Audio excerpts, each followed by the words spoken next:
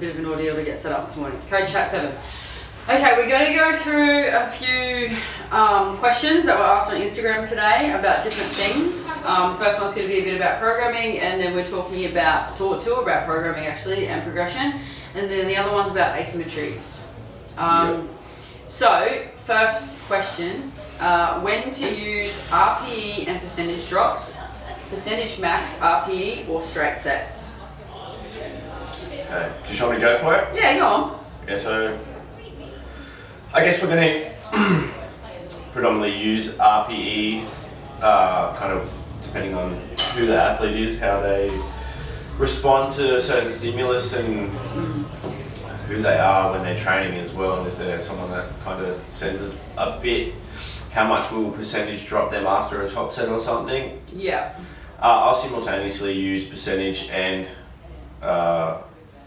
RPE throughout any program, not just one or the other. I use them conversely. So if I want to just prescribe a load for someone, I'll just use a percentage of what their 1RM is, just to kind of have that gauge there, know what they're going to hit and how they're going to feel after, depending on how they respond to a certain, I guess, load stimulus as well. Yeah, so like you can use that if you're trying to control load, if someone's a bit of an overshooter in the first few weeks, or you can use it to improve momentum in the first part of a block. Yep. We're talking about percentage max RPE. And it would be so us as a coach could have more control over how we're progressing the lifter. Yeah, 100%. Yeah. When would you not use that percentage RPE? Is there a particular part of a block that you would not use that? As in a load drop? Or as the percentage max RPE, so prescribed load, so... I use it all the time. Yeah. I use percentage just as much as I use RPE. Depending on which day I'm trying to drive progressions with more, will be the one that I probably use RPE a little bit more, because it gives the athlete more freedom and more, it's more their training to then go and select loads rather than have it written down for them. Yeah, so we could kind of look at, if we're just going to put a squat program together, day one, if that's their volume day, you might either do RPE percentage drop, or you could do ascending sets or straight sets. You give them a little bit of leeway, but the percentage max RPE is more of those capped loads. Yeah, just prescribed loads. Prescribed loads. So like maybe a pause squat or a tempo. Do you do that for the pauses or the tempos? If I need to. Yeah. Yeah, but generally if I'm gonna, any sort of variation, because we can't really use a percent or a 1RM of a competition lift on any sort of variation, I generally will start that off at like an RPE 5 or something to see how someone feels, and then leave that for a week or two, and then I know what kind of, where they move and how I can progress the numbers from there. Yeah. So what are some for types of lifters that you do the RPE percentage drop, right? What types of lifters in general will you always use that for? Everyone. I'll do an RPE into a percentage drop just about for everyone, because the way that humans are and the way that our mind works is, if I'm to program, like a 3x6 at 7, athletes' natural kind of way about going things is they will just keep the same load on for each set. So if I prescribe, 1x6 at a 7, and then 2x6 at some sort of load drop, 7.5% load drop or something, we're essentially going to be hitting that, RPE 6 to 7 for the next 2 sets after, because of the acute fatigue rollover from the very first set. Yeah. So it's just a way of controlling, instead of the lifter hitting the same load 3 times in a row and accumulating more fatigue essentially throughout the whole week. And we don't need them to push the top end every single set. They're always going to feel better for the most part. And some people get going a bit better as they move further through the session, but for the most part, that first set's probably going to be the one they'll be able to perform the best. Yep. Do you ever so let's just say do you ever flip from using one to the other from block to block? So let's just say you've had the first block, let's just say you got 12 weeks, 2 6-week blocks. Do you ever do straight sets in one block and then flip to RP percentage drop of the same movement in the second block to control fatigue going into a peak? Yeah, I'll go ascending one block, and then I'll completely switch it to, not completely switch it, it's not a big switch at all because it's not really. Not much is going to change, but if I'm going ascending one block, and then, so if we look at it from the bigger picture, the further we are from competition, the more we can push every day of the week, really. Yeah. So if I can do ascending sets on a start of the week or a secondary day or something, which then drives more intent through the session. We get more out of the session in the secondary session. So they obviously can push further, but then as we get closer to maybe a peak where I don't necessarily need someone to be hitting big loads. We always want to come in with the intent to be training hard every single session. Yeah. So it doesn't matter what these names are for the sessions, but if I can kind of constrain it in a way where I can give them the freedom to hit a top set and then low drop after, or just simply prescribe the low, then that should be just controlling the variables and making sure that our primary day is going to be our primary day. Yeah, definitely. Instead of every day ending up the same. Yeah. In terms of performance. Yeah, but which, I think like I've said a lot of times before, I've PR'd my secondary days just as many times as I have my primary days. Yeah. Because I just come in, train hard every single session. Yeah. Based on where I am. Also how it's programmed, it's got to determine how that's going to sort of pan out. Yeah. One thing though is like with your ability to do that, and this is what I want to go on to next. With the percentage drops, let's talk about the differences in size and gender and also ability that might dictate what our percentage drops could be. So like for you, or let's just say large female and large male, right? We use a larger percentage drop on them based on they should be lifting more than, should be lifting more than a smaller person, or yes and no, because the same percentage drop is the same percentage drop. So someone that's lifting 200 kilos, 10% drop for that's 20 kilos.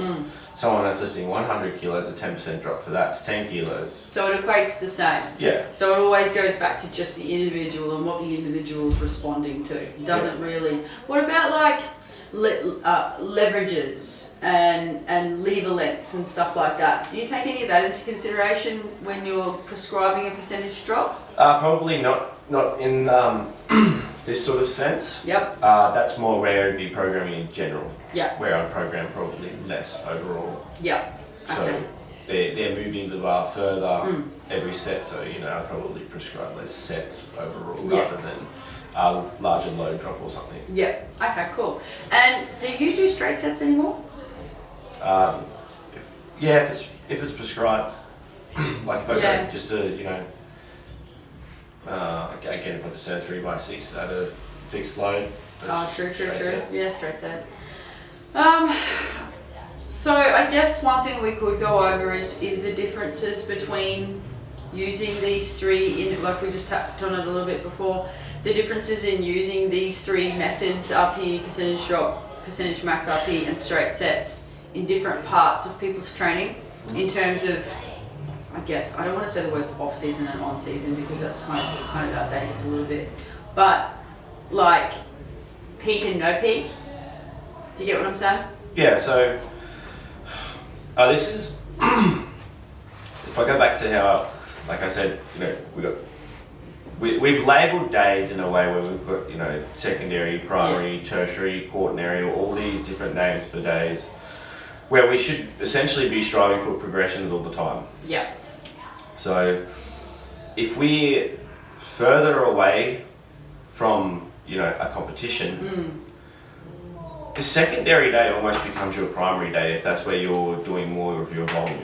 If that's where you're pushing and that's where you can drive your progressions the most, that almost becomes your primary day. This is why these labels on days I find a bit hit and miss sometimes because, Yeah, I've noticed that lately. You've been saying a couple of times that there shouldn't be labelling days. Yeah, I've said that. I've been saying it for a while that, and it also puts it into an athlete's mind that it's a secondary day, so I won't treat it like it's like one of my main days. Whereas, if we're ages away from competition, you got like a sets of 8 on something. This is what's going to drive the progressions later on as you get closer to competition. This is where we should be pushing that. And then this is where the primary day can be the one that's percentage based, where the load's already been prescribed. We know it's going to be super easy, but you still get the practice through obviously a heavier load. Yeah. But it's just going to be less reps. Yeah, so you could say block 1, and in going into block 2, they kind of switch around a little bit. Yeah. That makes heaps of sense. Okay, cool. Do you have anything else that you want to go over with that? I think we've touched on quite a bit. I'll go over heaps of this in the webinar. Like when I go over the program, that's when I'll be able to really dive into things. Yeah, going to give it a plug. Fundamentals comes out in May, and Steve's going to be doing the programming bit. Sign up to this Friday. Well, Friday the, I don't know, what day is it? 20-something? 21st. Did you say 21th? Yeah. 22nd, Friday the 22nd. So we're capping it at 25 people. But it's going to go really deep in terms of programming and what we do, which is a lot of the coach chat stuff. But the good thing about this is like you can ask questions. So if you're thinking about signing up, please do it because it's going to be awesome. Yeah. So I guess the main thing that is all that question is it depends on what you're trying to drive in your program. So if your athlete, is someone is going to keep load on the bar, then percentage drop them. If you know that your athlete is someone that needs a bit of a push, then select the load for them, or a pullback, select the load for them. That's just it. I think, and this is where we can stop banging our heads against a brick wall trying to change an athlete, because you're not going to, right? No. Not at all. You can't change it. If there's someone who wants to put weight on the bar, then you need to change your constraints so they need to take load off the bar, and the other way around. And it's like that's where you give someone the freedom of the top set that's RPE and then just low drop. Yeah. Low drop it after. If someone wants to lift heavy, they want to train hard, let them do it. Yeah, or if someone sticks to their RPE really, really well, but they're not quite progressing in terms of load on the bar because of could be outside factors or whatever, you might give them an ascending set or something so they have that one heavy set which doesn't completely cook them, but they're touching something heavier so they do get that progression that way. Otherwise, some people just really are honest with their RPEs, and if you keep putting the number 7, they're just going to keep hitting 7. Yeah, the other thing, programming ascending sets can be a bit tricky for some people if they are super honest with RPE, because if you just program an ascending set like a 6, 7, 8, any normal person probably knows that as you get further on through a session, 6, 7, 8, the load won't change. That's where you need to, as a coach or as someone that's writing the program, probably select the load for the first set or two. Or select the load for the first one, or prescribe just the RPE for the first one, and then plus X kilos, plus X kilos. Yeah, definitely. If we just go, at 6, at 7, at 8. They're just going to do the same thing. I would. Yeah. I just do the exact same load. Because that's your 8, right? Yeah. Because we're carrying that fatigue into the next set. You're not going to really be able to add any more load. Humans are do you say, we're creatures? What do I say? Creatures of habit. Yeah. So, you know, do you find that we're creatures of habit, or athletes are creatures of habit around that? You know, let's just say that they're used to hitting a 200 kilo deadlift. So every week they'll do the same warm-up jumps, and you're like, nah, you're at 230, 240 now. Do you know what I mean? Yeah. But they're used to just hitting that 200, so it's like, no, you've got to select different warm-ups and stuff, and that all comes back to education. Okay, question 2, how to know if an athlete is progressing enough? It's a tricky one. Yeah, that is a tricky one, because I think, firstly, it depends on what is the goal of the block. Yep. So... I guess the other thing too is progression is progression. Yeah, exactly. You got to be happy no matter what. It's when we start to regress, we start to look at things a little bit further. If someone's getting stronger and they're progressing, you know, it may not be their singles, you know, the shining light of a block, and that's okay. Could be focusing more on what they're doing outside of the singles at this stage, you know. And like enough. What's enough? Yeah, enough is, I guess, in a way, just anything. Yeah. Progression is progression. Yeah, so I guess what he's meaning is like knowing what the goal of the block is. So if the goal of your block is to progress your singles, if you're going into a comp, then you're progressing. If the goal of your block is to hit PRs at fives, then you're progressing. If the goal of your block is to get into the gym and feel less shit, then you're progressing. Do you know what I mean? That's all progression. So that comes back to communication. Yeah. So I've had athletes say, I'm not progressing, and then we have to talk about what that means for them, because progression for everyone looks different. Yeah, 100%. Some people are just happy if it depends on the level of the athlete. So like for you, what does progression mean? That just keeps happening. I don't know. But what do you think is progression? Progression for me, honestly, is, you know, getting stronger, feeling healthy is a big thing for me. Is the longest I can stay healthy, the more that I know I'm just going to progress through strength. And obviously for me, it's what I'm putting on the bar. Yeah. Because I'm an athlete. Quite high level, so I care more about what I'm lifting, competition specific lifts, so that's progression for me. And it's going to be different for a lot of people. That's my main driving factor, is how much load I'm putting on the bar and how much I'm lifting. Yep. And also then just staying healthy for as long as possible. So that's Steve's, but if yours is different, that if someone else's is different, and if you're a coach, understanding that your lifter may not be driving load on the bar for that part of the block, and that's okay. External factors are massive with this one. Yeah.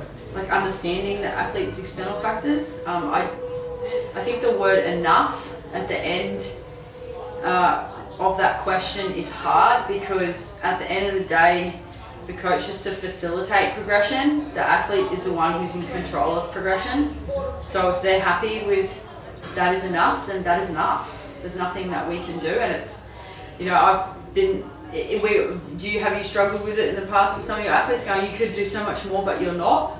Oh yeah, for sure. And sometimes, you know, the other way around, they're doing too much, which is then not progressing because they're accumulating so much fatigue by trying too hard all the time, and then kind of just like banging our head against the wall. The other thing too is, you know, is this block that we're in, if we say, how do we determine if someone's progressing enough? Like, is this block a block where we're trying to express the strength at the moment that's being kind of predetermined by another block? Or are you in that block that is prior to the one where you're meant to express a lot of strength? Changing technique too.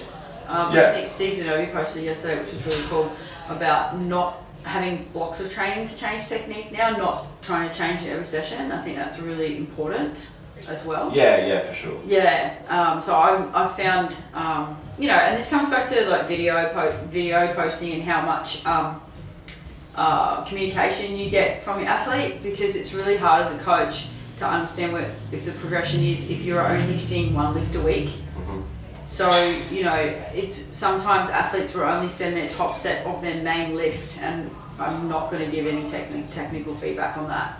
That's probably their favourite lift too, which they know that they don't. Yeah, that they're not shit at. So that's really hard. So like, then that comes back to that question: are you happy with your own progression? Yeah, I'm kind of the same as with the like technical advice. I give little bits at a time. Yeah. Not too much. If you give too much, you're just going to confuse someone. Definitely. They overthink, and it ends up taking turn for the worst 9 times out of 10. Mm-hmm. That's for sure. Just start with the small things. Yep, that's it. Start with the small things, or communicate that, you know, it's the start of a block. We need to get on top of this position with your bench because your shoulders keep blowing up. So let's take the next couple of weeks to work on that. Yeah. And then just explain that. And again, then you don't have to have that conversation about are you progressing enough, because then the focus is a little bit more of technical feedback instead of load on the bar kind of thing. Yeah. But that goes into communication again. So, I mean, as we said before, at the end of the day, in powerlifting, progression is a 1RM on platform, but that can look very different on how you get there. So, understanding each goal, a goal of each block, and some blocks might not have any goals. Some blocks might just have, okay, let's capitalize on what was last block. But you got to understand what that is between the athlete and the coach first, or it gets mixed up in the middle of the block.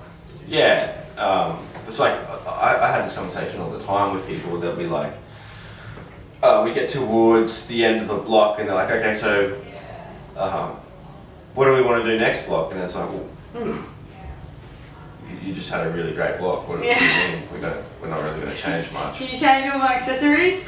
Yeah. Well, give me a valid reason, and I'll come back with my own point of view. But for the most part, if it's working, it's worked. Yeah, if it's working, don't change it. Keep bleeding it until it doesn't work anymore. Yep. So I guess that answer to that question is ask your athlete. Have a goal. See if you can reach that goal together first before trying to change it to another goal. If the goal isn't load on the bar, be very clear on that, even though the goal should be load on the bar all the time. But if there's technical changes, don't expect to be pushing at the same time kind of thing. Especially if it's like setup, bench setup, I guess is a big one, hey? Yeah, because we don't have too many variations. We've got tempo or something which can drive, technical things through the bench press. But with like a squat or a deadlift, we can have like a determined day that's working on technique, like with the pause squat, tempo squat, SSB if we need to change some sort of position, pause deadlift. This whole day is focused on that.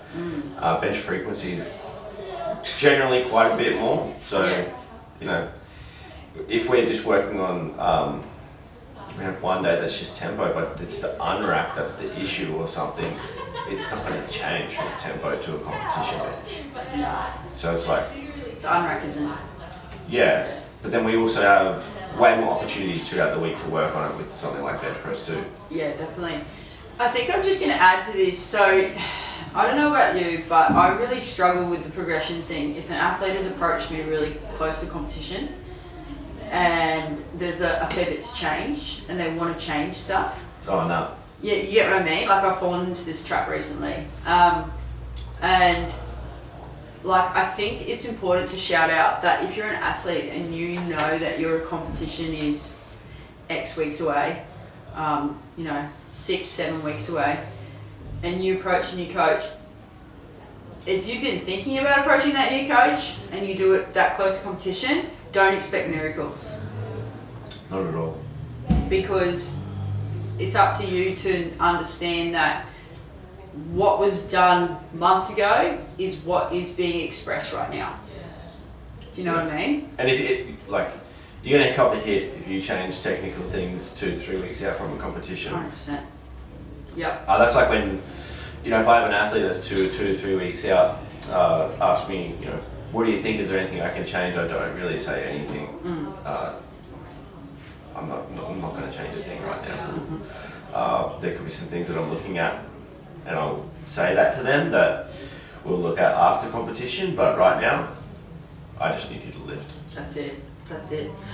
Okay, last question is hiked left rib, dropped right rib, bilateral or unilateral movement if the left shoulder is in pain. So basically all this is asking, there's an asymmetry in the rib cage. Is this causing left shoulder pain? Would you fix it with a bilateral or a unilateral movement? Myself? It depends. Yeah. So we can talk about asymmetry in the ribs. I mean, if you follow PRI stuff, this is quite common in terms of the left rib appearing bigger with some people. So, and meaning that there might be a right rotation in a squat, or a left rib appearing higher in the bench. So the right shoulder kind of left shoulder kind of hikes up higher.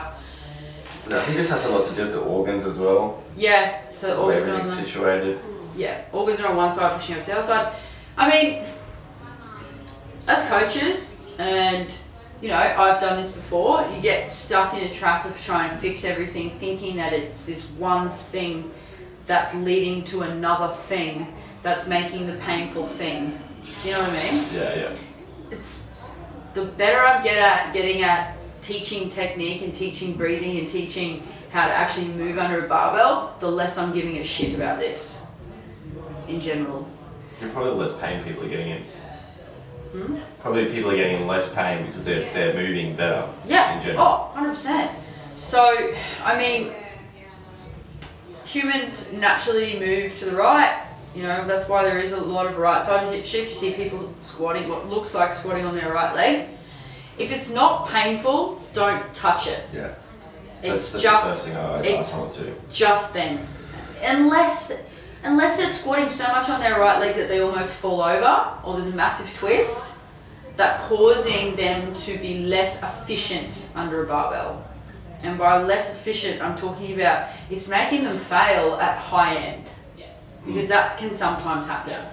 Or it's causing an issue that you can see that might happen, like right-sided rotation, right-sided elbow pain, left-sided elbow pain. So instead of trying to fix everything, just let the lifter know that they might experience this if they don't improve the way that they get under the barbell or they set up on the bench press. Does that make sense? Yeah. The other like what I was trying to say before. So when someone comes to me and they say, "Do you see this?" Where there'd be like a hip shift or like they're rotating some way. My first response is, "Do you feel it?" Yeah. If they say no, then I say, yeah. Then we're not worried. Yeah. So, I mean, I can use Sam as a great example. He's very predisposed to this shift. I controlled this shift with his accessories. Yeah. So there was lots of blocks where we were doing that left-sided stuff. You still got one exercise in it. It wasn't until he understood how to control his center of mass that this was improved. Yeah. So at the end of the day, going back to basics on this stuff is what you need to do. This is a center of mass issue, not a bilateral, unilateral, left shoulder pain issue. This means probably that you're falling forward or falling backwards when you're under a bar. That's it. Or your bar path is off because your center of mass is off when you're benching. Yeah. Or your leg drive, because your center of mass is off when you're squatting, your legs are all over the shop when you're benching, your left shoulder hikes. Yeah, you're driving so much harder with one leg, pushing so much harder with one side of your body that it's going to hike in a way where it's just coming out of position because you are driving so much harder and you're rotating into it. Yeah, definitely. I mean, bilateral movement, unilateral movements are good, but at the end of the day, there is a load restriction on them unless you can get fancy or understand what's going on so you can know how to add load to it. So it comes back to the load management argument as well, that if you've got left-sided shoulder pain, a unilateral row, it'll do its job, but the bench press is a bilateral movement. So at the end of the day, if you're not good at the bilateral movement, the unilateral movement isn't going to do anything because it's not enough load, and there's not enough load through that left shoulder, if that makes sense. So I guess, there's two sides of the argument. Asymmetry does exist. Do we fix it? Depends. Yeah. It really depends. I mean, as I said before, I will work to improve it through the accessory movements if it's meaning that the lifter is really struggling at the top end of their lifts. But sometimes it could just be they just need more exposure to the top end of their lifts. Yeah. They're just not as trained or as well practiced at top end lifts. Yep. But in this question, we also says it's causing pain in the left Yeah. shoulder. So this is where we would definitely look at something to try and alleviate that pain somewhat. Yeah, definitely. It's hard to tell if you can't see it though. But Yeah. reading it on the board, it's completely different to actually seeing someone move. It could be something so simple like, we're getting pain in the left shoulder. It doesn't even have a lift there, so it could be benching. Grip. Yeah, it could Massive. be grip. It could be literally just them. They're jamming their left shoulder so fucking hard that Unrack. Unrack's a big one. the scap just literally can't move, so they're getting pain through the shoulder. Yeah. So look at technique first.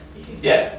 Look at the technique at the top end first before trying to change the whole program, because it can be quite simple.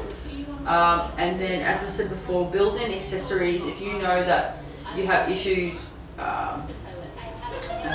with scap movement, or you're jamming a left scap down a lot when you're benching, build in accessories and move your scap. Just move your scaps. Learn how to move your scap. So let's just say you do that. You do jam your shoulder down. Doing a bunch of horizontal rowing with pulling your scaps together the whole time probably isn't going to help, because you're doing the same thing that is essentially jamming it up in the first place. But if you do a bunch of horizontal rowing where you're reaching at the same time and getting the scaps around the rib cage, probably might help you.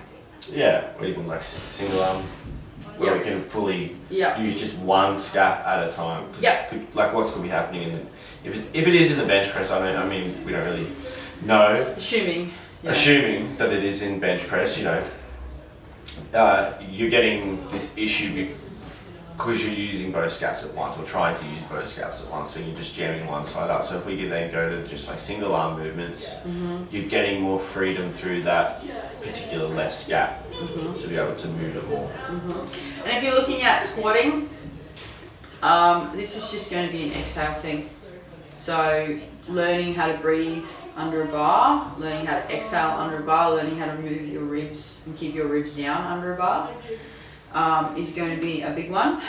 Anything with deads, same thing.